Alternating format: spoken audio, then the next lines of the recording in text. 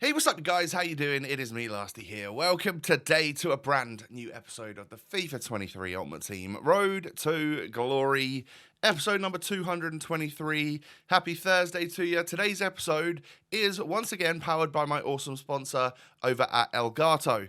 So, for those of you that are new around here, I create videos every day using the entire product lineup from Elgato. If you ever want to learn more about what I use to make my videos, or of course pick it up for yourself, there's always a link down below in the description. Thank you once again to the wonderful people over at Elgato.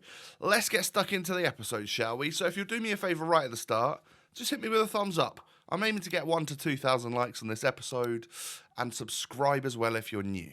The team that we've currently got on screen right now is going to change. I think during Team of the Season, you can probably expect like literally tons of team changes from me. It's something I enjoy doing, trying out and testing the new players that are coming out literally all the time.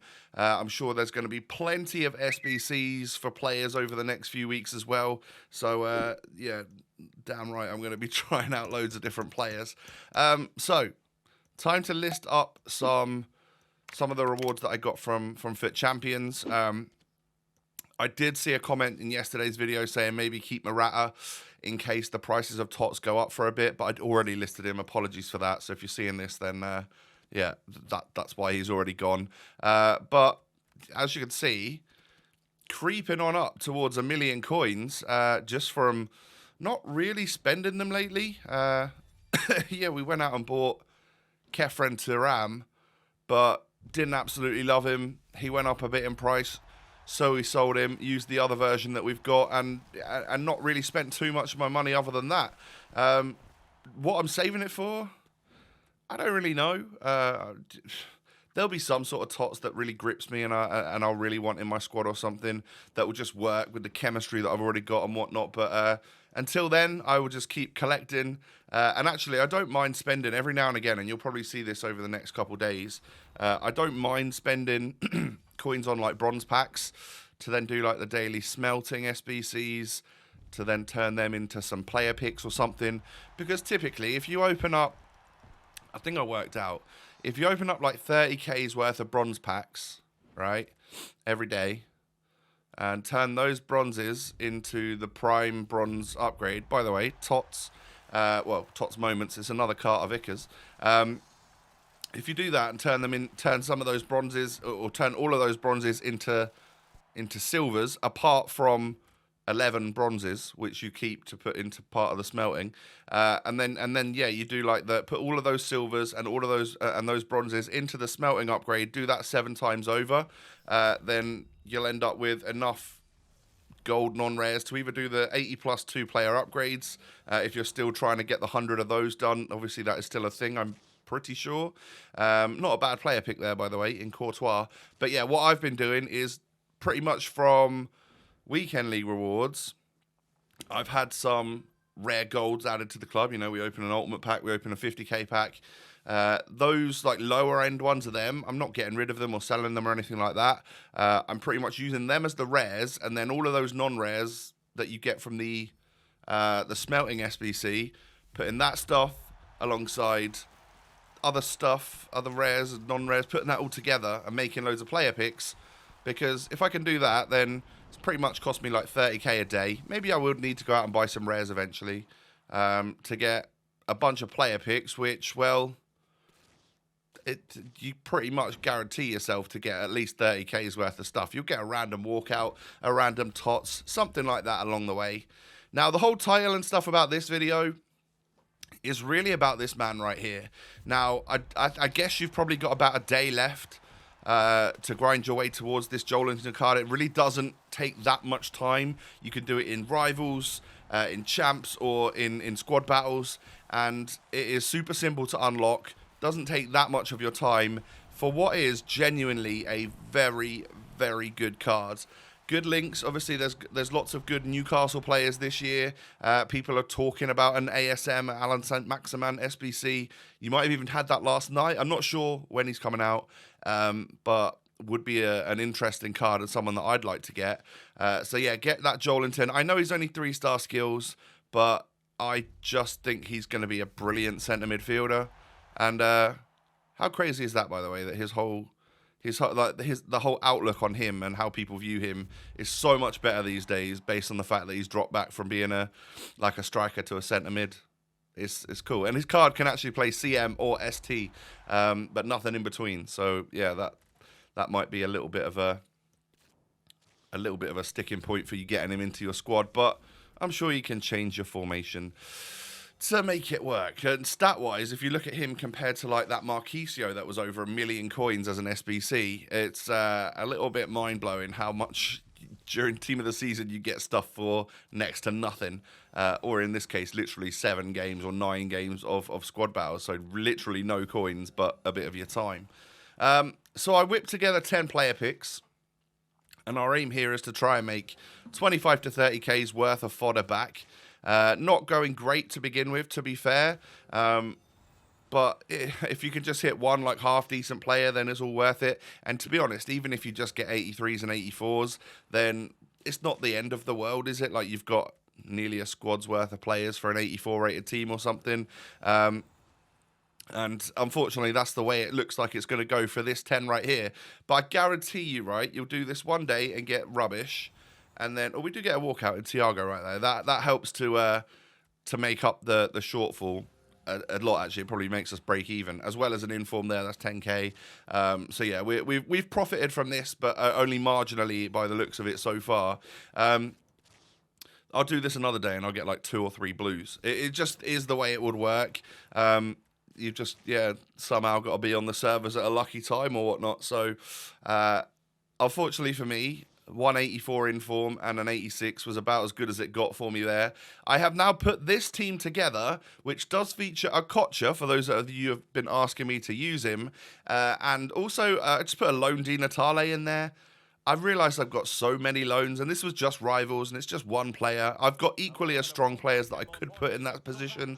So I thought, I'm just going to give him a go, see what he's all about, as it just interested me and would, as I was trying out a Kocha and a couple of other different players in the likes of like Jolinton and stuff, I thought, hey, why not? So that's exactly what we've done. So into Rivals I go. I know that today for you lot is literally Rivals Rewards Day. Let me know what you're doing with those, by the way. Excuse me. Are you opening them up because you've probably got more chance of getting TOTS and stuff from Community and Eredivisie? Or are you going to try and save stuff because I guess it'll be Prem TOTS on Friday. And then with that, obviously, we're guessing that the levels of player will go up. And if you pack someone from Prem TOTS, it's likely to be a really good one. But it'll obviously be a lot more difficult to pack. What are you doing with your packs? Let me know. So I'm going to show you just a little bit of a couple of my Rivals games here today, really. Actually was a pretty good session, considering I was going against what I have found to be true, which is you can't really change your team away from the Mega Sweat because you won't have fun. And actually, I was having fun. So whether or not people have become a little bit more, or like loads of people have changed their team or stuff lately and are all still getting used to it, I don't know. But I was having a good time. I was getting quite fortunate with Jarzinho today. He was literally like the man who was everywhere for me. Was quite enjoying Di Natale. Not so much loving a Kocha. There's just something about that card which I can't get my head around, feeling he's just mid and not worth the coins that he costs. But who knows? Maybe I'll stick him on the bench going forwards and see if he can do anything coming on as a super sub or whatnot. But yeah, I just can't quite wrap my head around the fact that I find him to be pretty meh. It's just something. He just seems like really weak and stuff. Oh, this game. So he had like your Jarzinho and your Mbappe and was just a pretty toxic like kickoff glitch abuser. So I sort of remembered it after goal number 1 and brought a defender back there so that I covered it. But it was all that he ever tried. I scored quite a few goals in this match, and obviously he gets kickoff at the start of like the second half as well or whatever. But it's all the same thing. Look at that. It's so simple to get over the top of someone's defense. I don't actually know how you do it, like which player you send on a run and stuff, but I think it's disgraceful. Not a big fan of it, and really made me want to beat this guy, because just found his whole tactics to be meh. So when I conceded to go 3-all, I was just like, oh, come on, keeper, you got to save that. But 72 minutes on the clock. He's wiped me out one-on-one, unfortunately just on the edge of the box. He did get a red card with his red Danilo, though. I try and power volley it with Zidane there, and it so luckily falls to Cancelo. And I'm not going to lie, that one felt good. To get a really dodgy goal against. I mean, you watch from the kickoff, he'll no doubt try the. Yeah, there we go. We'll try the kickoff glitch again. I've completely forgotten he's going to do it. Unfortunately, he doesn't score it. Unfortunately for him, fortunately for me, and I hold on to a 4-3 victory. So kickoff glitch that, mate. Thank you. GG's. We'll move on to the next one. And that puts us on a ×2 on a hot streak. And that is 3 wins out of 3 for the day. I actually then upped that to 6 wins out of 8. And I literally won 6 games in a row. And then I stopped playing when I lost. So won 6 games, then lost 1. And thought, you know what? Time for a break. I'll get my other 2 wins at some point in time. Also then played 5 games in that really sweaty friendly game mode, which is for the TOTS Eredivisie player or whatever. Don't know if I'll be going in that ever again. That was horrible. Genuinely more difficult than Rivals and Weekend League, and it's in a friendly game mode. Quite odd. But this was the first team I matched up against when I went back into Rivals. And, I mean, it was a mega squad, don't get me wrong, but this was just, it felt easy considering I'd just been sweating in that friendly game mode. This, even though he had a mega squad, just kind of felt a lot easier and a lot more chill. So I was all about that. He had a really nice midfield of Prime Zidane and then Team of the Year Jude Bellingham. I mean, if I could pick 2 centre midfielders to have, it would probably be like those 2. Obviously, like the 97 Zidane if possible, but like a really cool and interesting player for the future, and like my favourite player nostalgically from the past. That would be like my dream centre mid partnerships, maybe with like a little De Bruyne in there or something. Yeah, that would be something to behold. But I'm 3-2 up at half time, have hardly touched the ball, 36% possession, and then this happens. Look at this, power shot, green timed, and it flies into the back of the net. But it wasn't actually that powerful. It just sort of looped over the goalie. Wasn't quite sure how and why that's gone in, but I'll certainly take it. And then, well, Diaby comes on and does Diaby stuff. This guy is far too good on this game. Yeah, I've decided, after using Tammy for a whole weekend league and some Rivals and stuff, and then using Diaby as a super sub basically every game, I've decided that as cool as it would be for Tammy to get 5-star, and Roma win the Europa, I am full-on Bayer Leverkusen fan. Because if that Diaby gets 5-5, he is just going to be better than any TOTS. He really is. He's going to be like a unbelievable card. So I hope that happens. I really do. I know loads of people have got him and it will be horrible to play against, but at least I've got him. So it will be, I'll be sweating along with everybody else. So I get up to 7 wins.